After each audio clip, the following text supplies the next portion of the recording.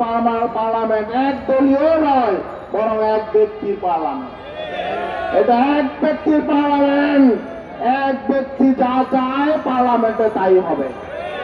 এমন পার্লামেন্ট কোন স্বাধীন সার্বভৌম কোন রাষ্ট্রের পার্লামেন্ট হতে পারে না। আমরা এই অবৈধ পার্লামেন্ট আমরা দেশবাসীকে বলব, এই পার্লামেন্টের বিরুদ্ধে, বর্তমান সংসদের বিরুদ্ধে সর্বাত্মক আন্দোলন গড়ে তুলতে হবে। এই পার্লামেন্টে যত আইন হবে, এই আইন হবে অবৈধ। আমরা শুনতে পাচ্ছি ট্রান্সজেন্ডার, এলজিবিটি, এই সমস্ত আইন তারা করবে। তারা এই সমস্ত আইন কেন করবে?